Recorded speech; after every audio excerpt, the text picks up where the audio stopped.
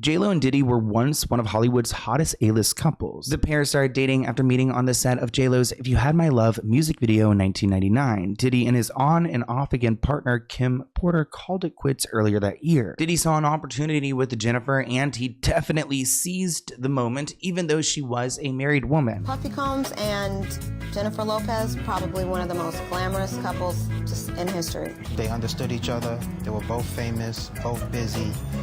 So he probably didn't have to explain a lot to her. You know, she's one of the most beautiful people in the world, and I'm a pretty nice guy myself.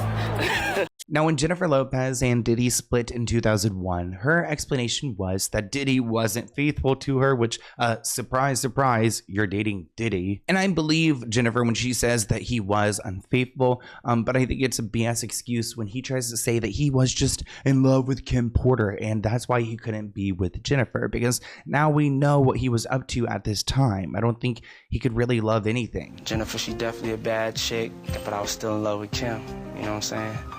So I couldn't marry Jennifer if I was still in love with Kim.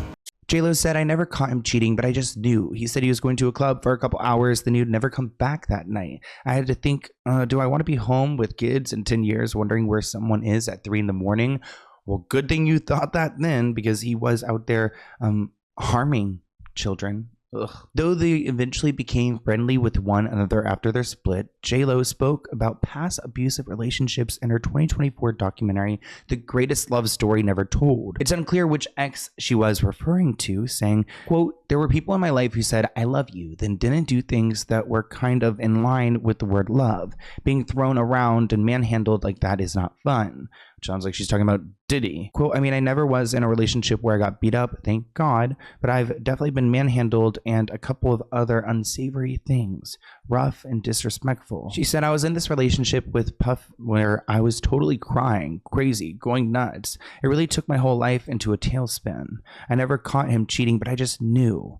So I feel like she has a much darker story when it comes to him, and maybe in some way she was an accomplice. Cared very deeply for Sean, and you know, we just didn't have the same kind of ideals about life and family and stuff like that, and just wasn't a good relationship for me. I had to learn to care about myself a little bit more and put up certain boundaries of what I would accept and wouldn't accept. Maybe if she warned us back then, we could have avoided a lot more devastation. But I mean, I'm not going to put that on J-Lo because there were so many other people involved. During her on and off again relationship with Diddy from 1999 through 2001, they were one of the most famous couples in the world, making waves at the 2000 Grammys and other events. But they also became the focus of unwelcomed headlines and a New York PD investigation where they were arrested while fleeing the nightclub after the shooting, which left 3 people injured and ended up deporting someone. I mean, I can't believe that J-Lo was a part of this. This scandal makes J-Lo look a lot less innocent. Over the years, J-Lo has stayed pretty tight-lipped about her relationship with Diddy, especially that night in December 1999. Though she brought it up in the year 2000 while being interviewed by British Elle, saying the shooting was a complete nightmare.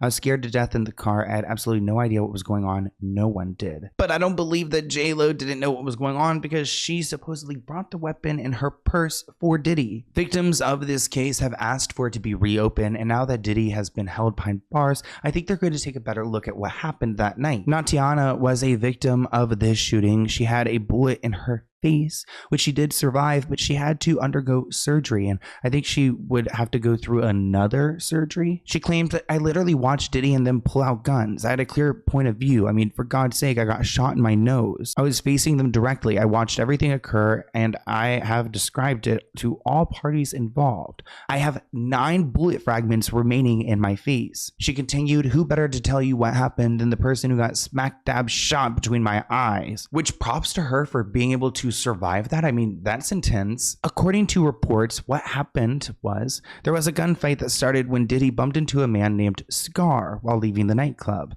A drink was knocked over from, I guess, Scar's hand, and he responded by pushing back, leading to gunfire, and this woman being shot in her face and 2 others injured. J-Lo and Diddy and his entourage fled the club in a Lincoln Navigator, whose driver led police on a chase through Manhattan. The chase ended with officers finding a stolen gun inside the vehicle and arresting J-Lo, Diddy, and his bodyguard. Around 11 p.m., Sean and Jennifer headed out to Club New York in Manhattan for a night of partying.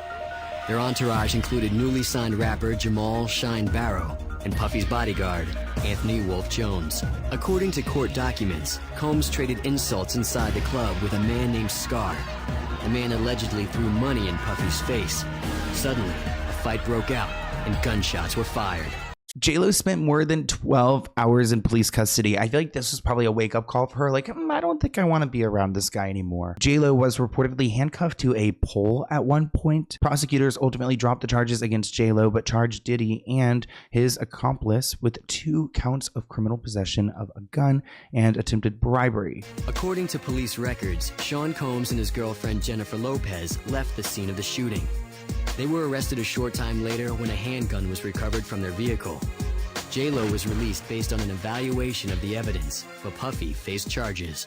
Now you can tell Jennifer's going through it. I mean, let's take a moment for this mugshot. I mean, how messed up could she be? It makes me question if she was on some kind of drugs this night. Now, this woman who has 9 bullet fragments in her head and wants to get surgery paid for by Diddy to go and fix it may reopen this case and drag J-Lo back into it, but I have a feeling that Diddy's going to drag J-Lo into a lot of his cases. Ultimately, this rapper Shine was the man who took the fault for this nightclub shooting, and he was ultimately deported after serving his time in jail. They blamed it all on this guy Shine when Diddy in fact did this, and J-Lo carried the firearm into the club and passed him the gun when he got into the altercation, so she really was a big part of it.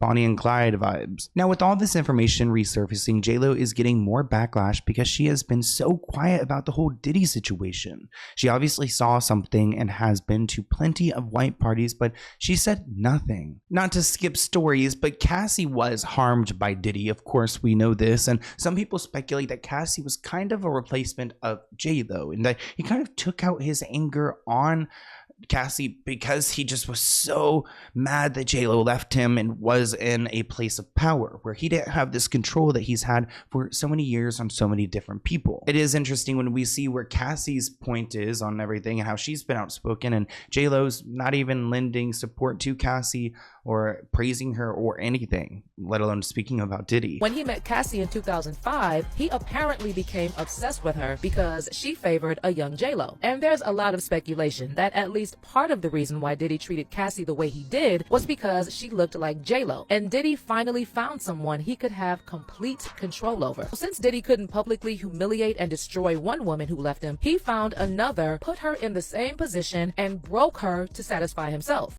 And it's not like J-Lo saw a different Diddy. Like, J-Lo did not date a different Diddy. He was still into his bad behavior, and he even had moments where he flipped out on her. Even when cameras were rolling, we caught it because she had a scene with, I think, Matthew McConaughey where they had to kiss. And of course, Diddy did not like the idea of his woman kissing another man, yet at the same time, he's like R-wording 13-year-olds. The movie was The Wedding Planner, and it was a basic kiss for a rom-com. But Diddy wasn't having it. You're here.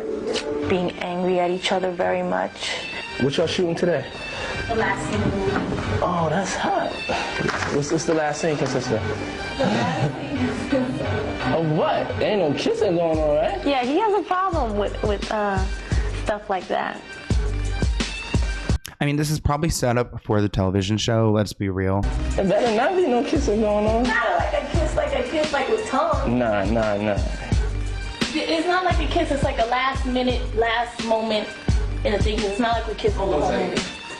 Yeah, at the same time, he's like having freak-offs with many other people. Now, J-Lo has revealed in other instances how Diddy was controlling. She's just not been outspoken recently, which, I mean, girl, if there was a time to be outspoken, it's right now. But she has alluded to Diddy controlling her music in the past, which is something she wasn't too fond of. Well, he did say one thing to me that was pretty funny. Yeah.